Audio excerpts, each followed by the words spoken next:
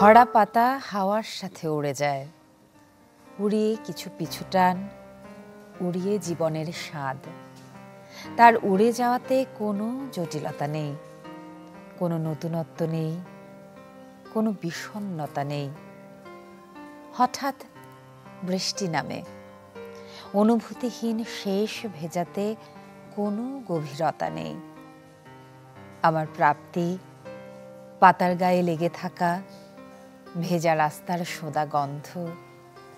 আমার অলি খেয়ালে কেন জানি না মনে হয় কে যেন আমার সাথে ভিজেছিল বসন্ত বৃষ্টিতে, হয়তো গত জন্মে। অভাবটুকু অনুভব করি, অপেক্ষা করি, এবারও ভুল প্রমাণিত হই। আর একটা করে বসন্ত চলে যায়, চলে গেছে কত বৃষ্টি ভেজা বসন্ত। বসন্ত বৃষ্টির আলাপ করছিলাম। কবিতার নাম বসন্ত বৃষ্টি, কবির নাম অমিতাভ। শুভ সকাল। বসন্ত বৃষ্টি দিয়ে শুরু করলাম, তার কারণ হলো শীতের শেষ হতে না হতেই বসন্তের এই শুরুটাতেই কেমন যেন একটা বৃষ্টি বৃষ্টি ভেজা ভাব চারিদিকটায়। তাই ভাবলাম এরকম একটা কবিতা দিয়ে সকালটা আজ শুরু হলে কেমন হয়। আমন্ত্রণ জানাই সবাইকে সকাল 24-এ। আজ রবিবার 10 ফাল্গুন 1431 বঙ্গাব্দ, আজ 23 ফেব্রুয়ারি 2025 খ্রিস্টাব্দ। অনুষ্ঠান সঞ্চালনা করছি আমি তাসনুভা মোহনা। যেহেতু বৃষ্টি ভেজে আবহাওয়ার কথা বলছিলাম, তাই সকাল 24-এ আজ শুরুর আয়োজনেই থাকছে গত 24 ঘন্টার আবহাওয়ার তথ্য এবং আজ সারাদিনের আবহাওয়ার পূর্বাভাস।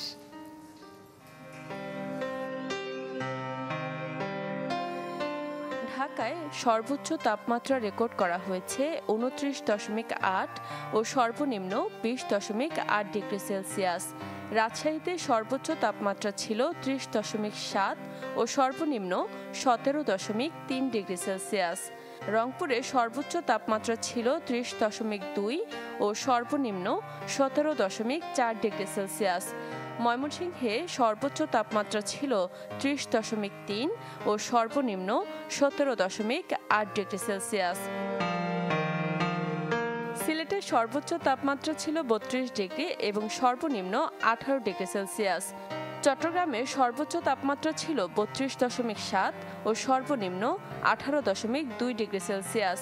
খুলনায় সর্বোচ্চ তাপমাত্রা ছিল 31 ও সর্বনিম্ন 19.9 ডিগ্রি সেলসিয়াস।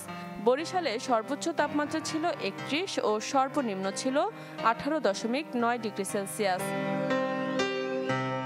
দেশের সর্বনিম্ন তাপমাত্রা তেঁতুলিয়ায় 13.4 ডিগ্রি সেলসিয়াস ছিল, আর দেশের সর্বোচ্চ তাপমাত্রা কক্সবাজারে ছিল 34.5 ডিগ্রি সেলসিয়াস। আজ রংপুর, রাজশাহী, ঢাকা, ময়মনসিংহ ও সিলেট বিভাগের 2-1 জায়গায় বৃষ্টি, বজ্রসহ বৃষ্টি হতে পারে। অস্থায়ীভাবে আংশিক মেঘলাসহ সারা দেশের আবহাওয়া প্রধানত শুষ্ক থাকবে।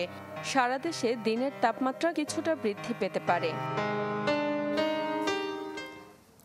এদিকে গতকাল দুপুরে ঢাকায় নামে বসন্তের বৃষ্টি। দুপুরে হালকা বৃষ্টি নামলেও সন্ধ্যায় তা মুষলধারে নেমেছিল। আজও সারা দেশের বিভিন্ন এলাকায় বৃষ্টির সম্ভাবনা রয়েছে। আজ ভোর থেকেই রাজশাহী বিভাগের বিভিন্ন এলাকায় বৃষ্টি হয়েছেও। এই মুহূর্তে যুক্ত হচ্ছে চাঁপাইনবাবগঞ্জে। আজকের আবহাওয়া এবং হঠাৎ এই বৃষ্টিতে মুকুলের কি পরিমাণ ক্ষতি হতে পারে তাই জানবো আমাদের সহকর্মীর কাছ থেকে। শুভ সকাল আপনাকে।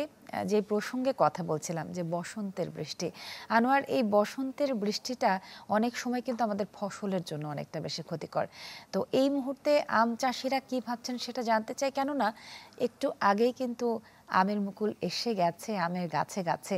তো যেহেতু সামনেই কিছুদিন পরেই গ্রীষ্মকাল এবং জ্যৈষ্ঠ মাস শুরু হয়ে যাবে, আমরা আম পাবো। তো এই মুহূর্তে এই বসন্তের বৃষ্টির কারণে আমে যে মুকুল ধরেছে সেই মুকুলগুলো পড়ে যাবার কোনো সম্ভাবনা আছে কিনা বা ক্ষতির পরিমাণ কতটুকু হতে পারে, আম চাষিরা কি বলছেন?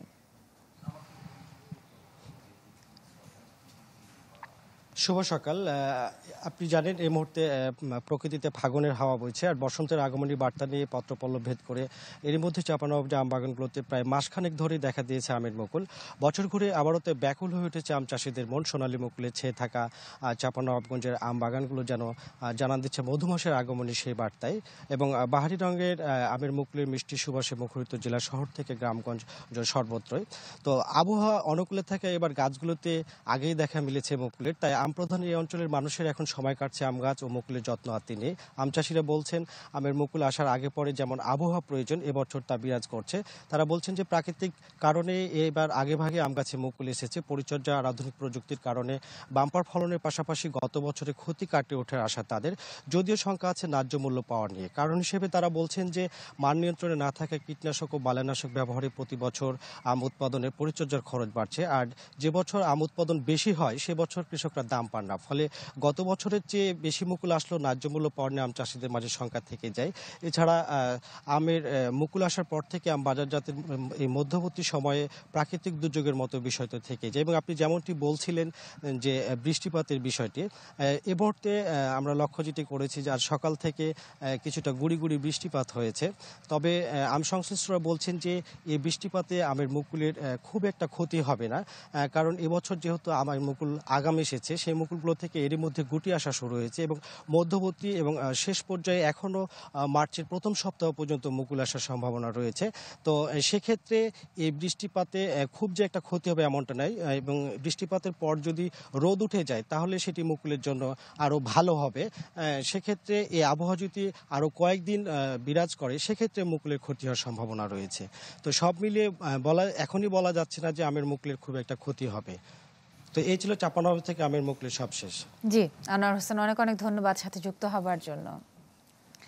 প্রিয় দর্শক, এবার যুক্ত করছি সাতক্ষীরা থেকে আমাদের সহকর্মী আমিনা বিলকেস ময়নাকে। তার কাছ থেকে জানবো সাতক্ষীরার আবহাওয়া এবং সেখানকার আমবাগানের পরিস্থিতি।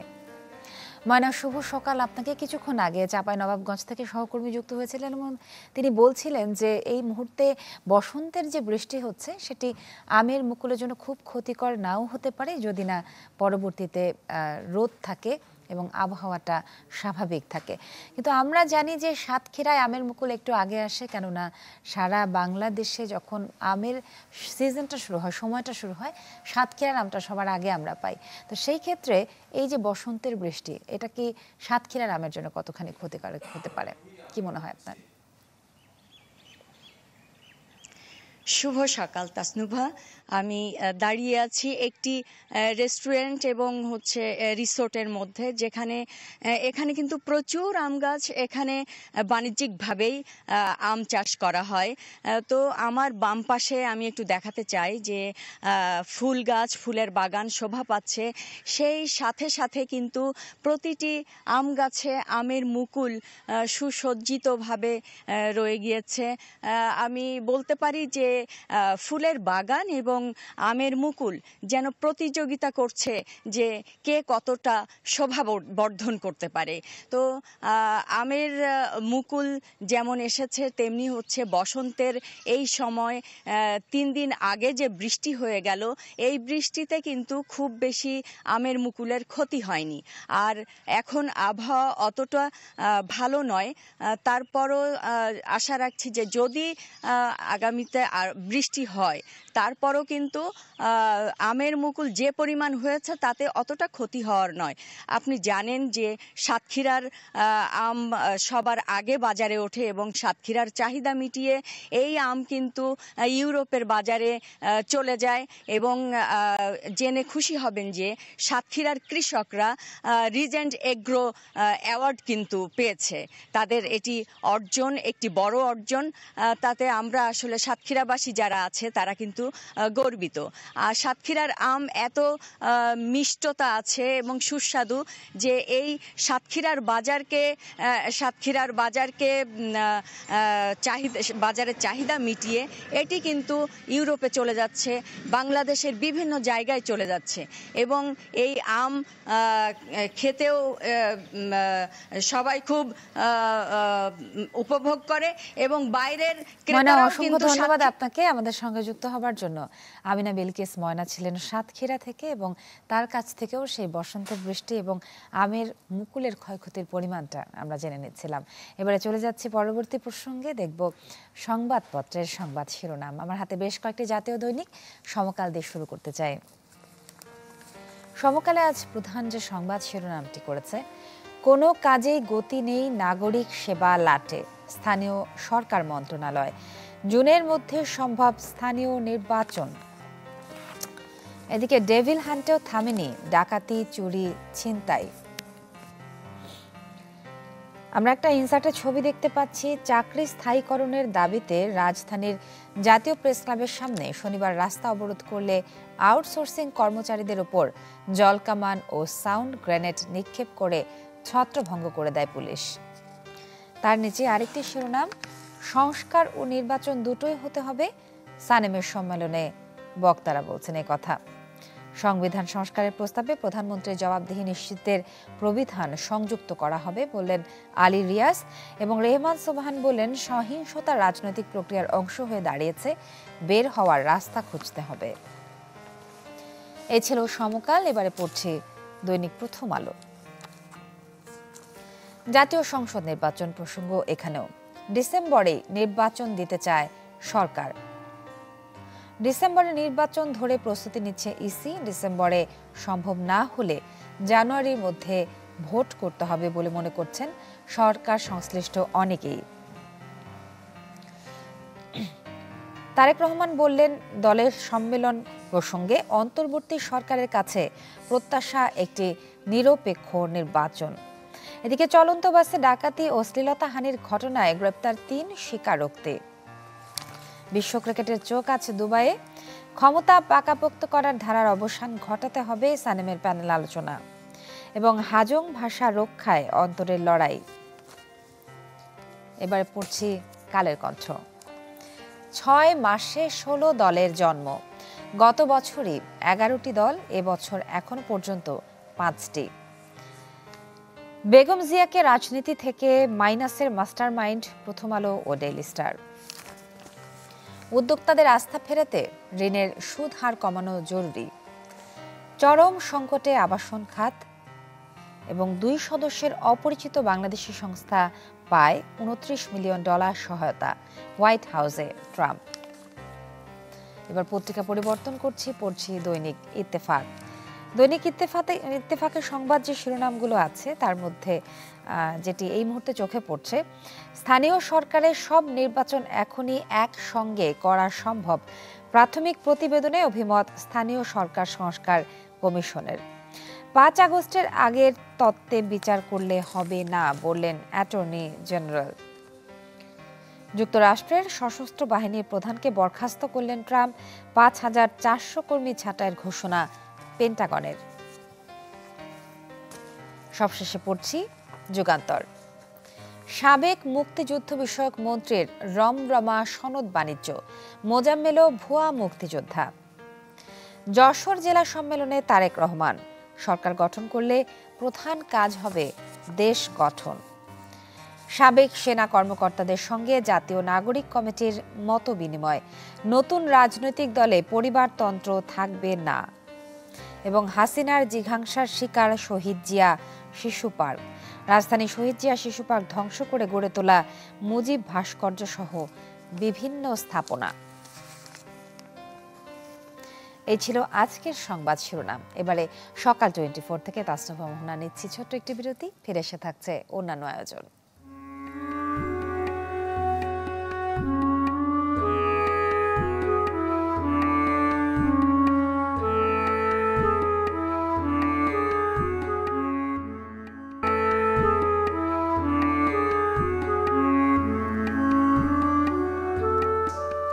আমন্ত্রণ আবারও সকাল 24-এ। প্রিয় দর্শক, সাথে আছি আমি তাসনুভা মোহনা। শীতের সময় শীতের সবজির বাজারে দেখা যায় যে সবজির দাম কিন্তু তুলনামূলকভাবে অনেক কম থাকে, কিন্তু শীতের শেষের দিকে যখন বসন্ত চলে আসে তখন কিন্তু সেই একই সবজির দাম আবারও বাড়তে থাকে। আজকে সকালে বাজারের পরিস্থিতি জানবো ময়মনসিংহ থেকে, আর যোগ দিচ্ছেন আমাদের সহকর্মী সুলতান মাহমুদ কনিক। অনেক শুভ সকাল আপনাকে। আপনি ময়মনসিংহে একটি বাজারে আছেন, সেখানকার সবজি বাজার বা অন্যান্য যে বাজার রয়েছে সেখানকার বাজার দর পরিস্থিতি, পাইকারি এবং খুচরা মূল্য কত, বিক্রেতারা কি বলছেন এবং ক্রেতারা কি বলছেন, তাদের দুজনের বক্তব্য মিলছে কিনা?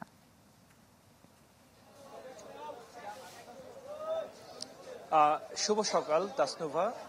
আমি বর্তমানে আছি ময়মনসিংহের মেছুয়া বাজারে। এটি একটি ঐতিহ্যবাহী এবং বড় পাইকারি বাজার। এই বাজারে ভোর থেকে পাইকারি কেনাবেচা চলে, কিছুক্ষণ পর এখানে খুচরা বেচা কেনা হয়। অর্থাৎ এই একই দ্রব্য, একই পণ্য কিছুক্ষণ পরেই দাম বাড়ে খুচরা পর্যায়ে।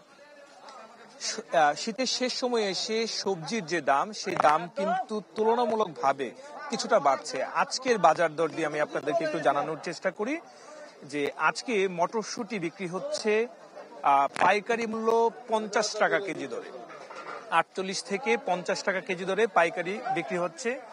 আর টমেটো বিক্রি হচ্ছে 12 থেকে 14 টাকা, পেঁপে বিক্রি হচ্ছে 20 টাকা থেকে 25 টাকা কেজি, কাঁচামরিচ বিক্রি হচ্ছে 5 কেজির যে পাল্লা সেটি বিক্রি হচ্ছে 130 থেকে 140 টাকা, অর্থাৎ কেজি প্রতি 25 থেকে 30 টাকার মধ্যে আছে। এবং গাজর বিক্রি হচ্ছে 20 টাকা কেজি, আলু বিক্রি হচ্ছে দেশি আলু 18 থেকে 20 টাকা কেজি, এবং শসা বিক্রি হচ্ছে 20 টাকা কেজি। সজনে, এটি একেবারেই নতুন সবজি, সেই সজনে বিক্রি হচ্ছে 160 থেকে 170 টাকা কেজি। মিষ্টি কুমড়া যেগুলি রয়েছে সেগুলি বিক্রি হচ্ছে কেজি প্রতি 15 থেকে 20 টাকা কেজি। এর বাহিরে, সবজি বাজারের বাহিরে আমি যদি আপনাকে বলি যে পেঁয়াজের দাম কিন্তু তুলনামূলকভাবে গত সপ্তাহের থেকে এবার কিন্তু কিছুটা কমেছে। আজকের দিনে পেঁয়াজ প্রতি কেজি বিক্রি হচ্ছে 30 থেকে 35 টাকা কেজি। নতুন রসুন এসেছে বাজারে, সেটি বিক্রি হচ্ছে 100 টাকা কেজি। এর বাইরে যদি আমি আপনাকে ডিমের বাজারের কথা জানাই, যে আজকের দিনে লেয়ার মুরগির যে ডিম সেটি বিক্রি হচ্ছে 45 টাকা হালি, এবং হাঁসের ডিম সেটি বিক্রি হচ্ছে 80 টাকা করে হালি। আর মুরগির বাজারের কথা জানাচ্ছি যে ব্রয়লার মুরগি আজকে বিক্রি হচ্ছে 185 টাকা কেজি, এবং সোনালী যে মুরগিটি রয়েছে সেটি বিক্রি হচ্ছে 300 টাকা কেজি। এর বাহিরে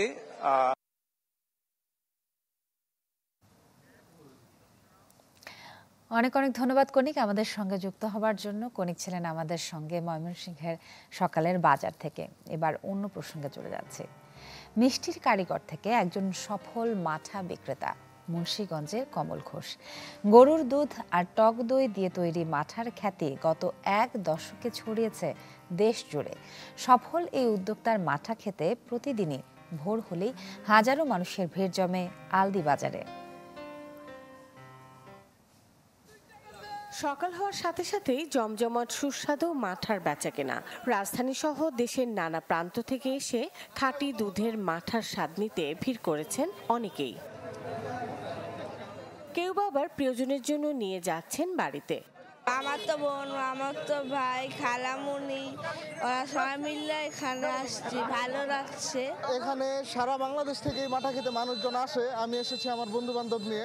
আমরা আসছি ঢাকা থেকে, কিন্তু মাঠা খুব জনপ্রিয় দেখে আমরা শুনছি অনেক নাম, তো এখানে আমরা আসলাম খেতে। মাঠা ভালো। 33 বছর ধরে মুন্সিগঞ্জের আলদি বাজারে এই মাঠা বিক্রি করছেন কমল ঘোষ। প্রতিদিন প্রায় 300 লিটার মাঠা বিক্রি করেন তিনি। এতে প্রতিদিন আয় হয় 30 থেকে 35 হাজার টাকা। 35 বছর ধরে আমদানি হয়েছে, এবং এটা সার্গ হয়েছে প্রায় 27 বছর ধরে। এখন এটা আমরা গায়ে দুধের মাঠা বানাই, খাঁটি দুধের, এবং সব জায়গা থেকে লোকজন আসে। ঢাকা, নারায়ণগঞ্জ, পাগলা, ফতুল্লা, ভাগ্যকুল, সব জায়গা থেকে লোকজন আসে। বন্ধ দিন একটু লোকজন একটু বেশি হয়, এমনি একটু মোটামুটি মানুষ হয়। সাথে বৈচিত্র্যতার কারণে কমলের এই টং দোকান ঘিরে মাঠা প্রেমীদের ভিড় লেগেই থাকে। Desk report, channel 24। শুভ জন্মদিন আজ যাদের জন্মদিন, অনেক অনেক অভিনন্দন সকাল 24 এর পক্ষ থেকে। প্রিয় দর্শক, আজ আরও জন্মদিনের শুভেচ্ছা জানাবো আপনাদের, যাদের পৃথিবীতে যারা কিংবদন্তি হয়ে আছেন, যারা পৃথিবী বিখ্যাত হয়ে আছেন, তাদেরকে জন্মদিনের শুভেচ্ছা জানাবো এবং তাদের কৃতকর্মের জন্য যারা বিখ্যাত হয়েছেন সেই কৃতকর্মটিও আপনাদের সামনে তুলে ধরব। 1840 সালের এই দিনে জন্মগ্রহণ করেন বাঙালি লেখক কালীপ্রসন্ন সিংহ। তিনি ছিলেন একজন ভারতীয় বাঙালি লেখক ও সমাজসেবক। বাংলা সাহিত্যে তার 2 অমর অবদানের জন্য চিরস্মরণীয় হয়ে আছেন তিনি। সেগুলো হলো বৃহত্তম মহাকাব্য মহাভারতের বাংলা অনুবাদ এবং তার বই হুতুম প্যাঁচার নকশা। তিনি ঊনবিংশ বাংলা সাহিত্যের পৃষ্ঠপোষক ছিলেন। 1897 সালের এই দিনে জন্মগ্রহণ করেন বাঙালি সাহিত্যিক রাধারমণ মিত্র। তিনি বিরাট ষড়যন্ত্র মামলায় অভিযুক্ত ভারতের স্বাধীনতা সংগ্রামের এক বিপ্লবী ও সাহিত্যে একাডেমি পুরস্কার প্রাপ্ত বাঙালি সাহিত্যিক। শ্রমিক আন্দোলন গড়ে তোলার ব্যাপারে অন্যতম পুরোধা তিনি। এছাড়াও দেশের মানুষের মধ্যে মার্ক্সবাদ লেনিনবাদ প্রচারে তিনি ছিলেন একনিষ্ঠ কর্মী। তিনি একসময় মহাত্মা গান্ধীর ডানহাত স্বরূপ ছিলেন। 1913 সালের এই দিনে জন্মগ্রহণ করেন ভারতের প্রখ্যাত জাদুকর পিসি সরকার। তার আসল নাম প্রতুল চন্দ্র সরকার। তিনি অন্যতম একজন আন্তর্জাতিক জাদুকর ছিলেন, যিনি 1950 থেকে 1960 সাল পর্যন্ত তার জাদু দেখিয়েছেন। তার অন্যতম প্রদর্শনী ছিল ইন্দ্রজাল প্রদর্শনী। 1964 সালে ভারত সরকার তাকে পদ্মশ্রী সম্মানে ভূষিত করে। 1983 সালের এই দিনে জন্মগ্রহণ করেন মার্কিন ইংরেজ অভিনেত্রী ও গায়িকা এমিলি ব্লান্ট। ব্লান্ট তার কর্মজীবন শুরু করেন 2001 সালে লন্ডনে মঞ্চস্থ দ্য রয়্যাল ফ্যামিলি মঞ্চনাটকে অভিনয়ের মধ্য দিয়ে। গিডিয়ন্স ডটার চলচ্চিত্রে অভিনয়ের জন্য তিনি সেরা পার্শ্ব অভিনেত্রী বিভাগে গোল্ডেন গ্লোব অ্যাওয়ার্ড লাভ করেন। একই বছর তিনি দ্য ডেভিলস ওয়ার্স প্রাডা চলচ্চিত্রে অভিনয়ের জন্য সেরা চলচ্চিত্র পার্শ্ব অভিনেত্রী বিভাগে গোল্ডেন গ্লোব অ্যাওয়ার্ড জিতে নেন। হুট করে যদি বসন্ত বিকেলে নামে বৃষ্টি ঝেঁকে, কাগজে মুড়িয়ে ভালোবাসা রাখিস তাই, আবার বিকেলে গধূলির লগনে যেন খুঁজে তোকে পাই। করিস নে মানা, ঝরাস নে আঁখি পল্লবের জল, আমি যে পাইনি তাহার তল, বা সাধ্য নেই নেই তোকে হারানোর বল।